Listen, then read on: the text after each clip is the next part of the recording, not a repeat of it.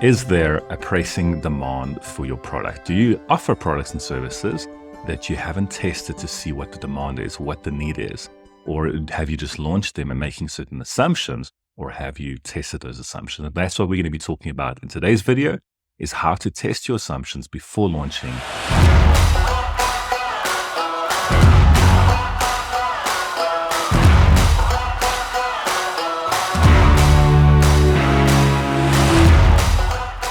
I've had the privilege to work with a number of business owners, entrepreneurs, and I am constantly surprised to see how many of them, which is pretty much all of them, have launched their products or their services or their businesses without making sure that there's a pressing demand for their products or their services.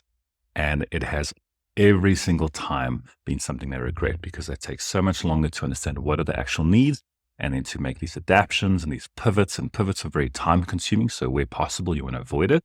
But at the same time, if you need to make a pivot, don't delay it, but make an informed pivot. And one of the ways to do that, if you need to make a pivot, if you need to launch a new product or service, or if you want to launch a whole business, is to understand, is there a pressing need? Do people actually need what it is that you are offering, or do you just make that assumption? And the reason they often make this mistake is because they look at things like, what are my competitors doing? And they try to replicate that. They say, what is familiar to me? What do I know how to do? And they'd offer just that, without taking the time to see what is it that actual need is. And there's a very simple method to do this. And one of the best methods to do that is to create a minimum viable product, MVP, and to put that product into the market and test if it's something that is actually needed.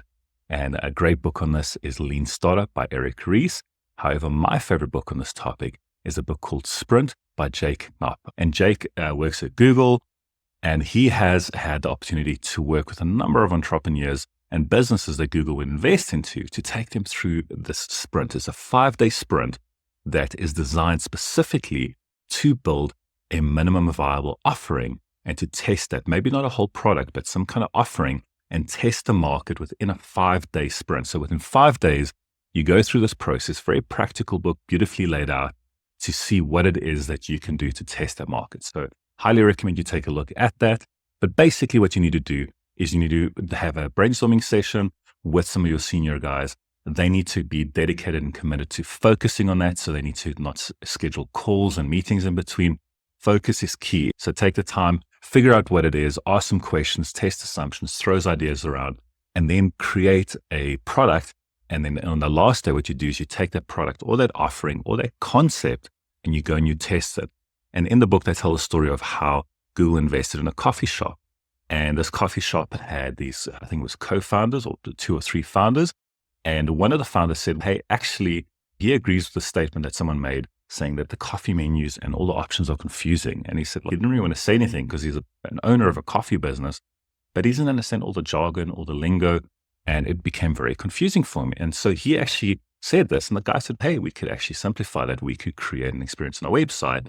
Then instead of telling people all these like fancy artistic names, and using this language that a lot of their customers didn't understand, what they're going to do is they're going to build this minimal viable offering, which was not to change their product, but to change their website, their minimum marketable product, and to go out there and see if we take this and we create almost like a bit of a quiz and then suggest a few coffees, would that work well? And it worked phenomenally well. They put it out, they got the test out on the last day, got great feedback, and then changed their website to focus less on all the jargon and to do that. And so they actually didn't just do a minimum viable product. They already had the product.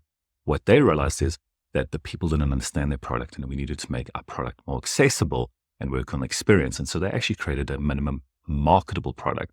They didn't change what it is they were offering. They actually just changed how they communicated it. And so MMPs is also a really great way to get a customer feedback, to see what is it that people actually want.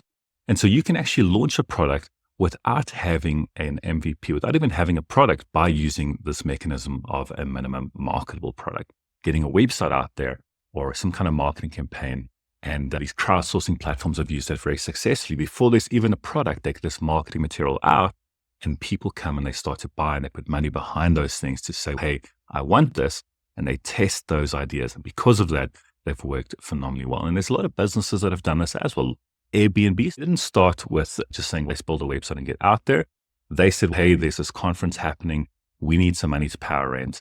maybe what we should do is basically test to see, is there demand for this? And they did just basically the minimum things. They bought an air mattress, some stuff for breakfast, put a really basic website up saying, if you're in the area and you want to rent a air mattress from us, this is an option. And that's why it was called Airbnb, because of the air mattress.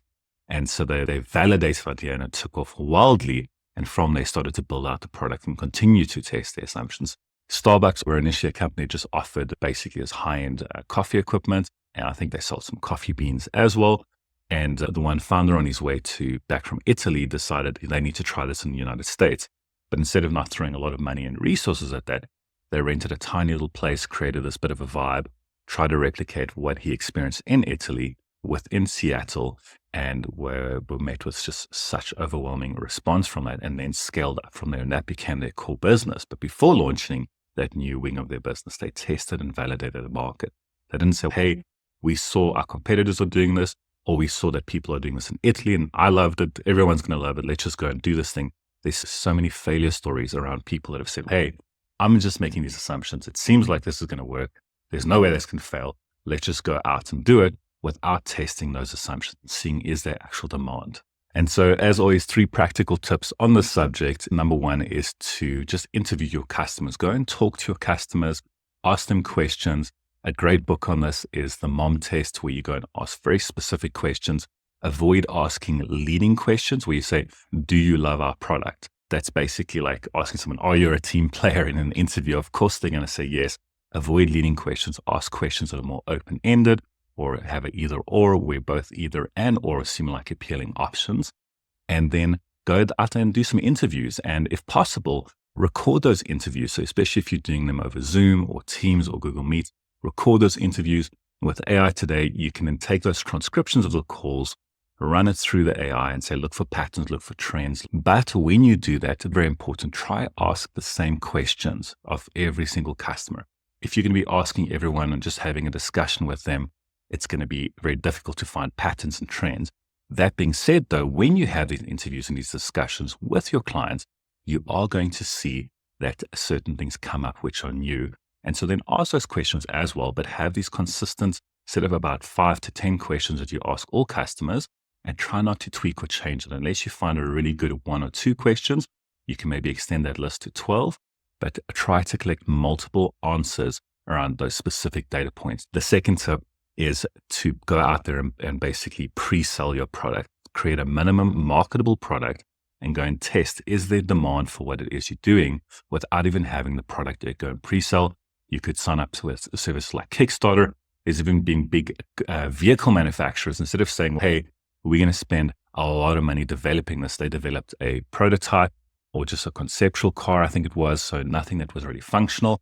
And they went to one of these crowdfunding platforms and tested, is there demand for this product before investing a lot of money into a new product that maybe there wasn't demand for.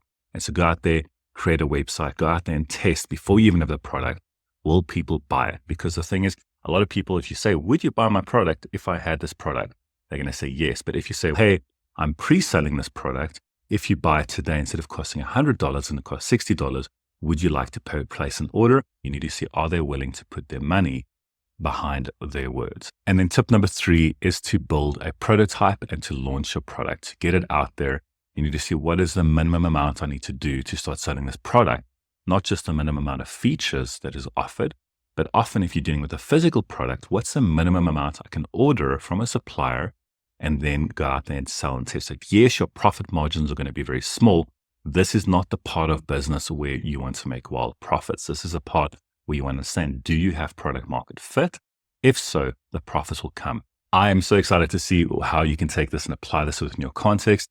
This could be, like I said, you already have products and services, and maybe there is not a good understanding around that, and having an MMP or some kind of value proposition or marketing material that can go out there and redefine how customers see your product could be the thing you need to do.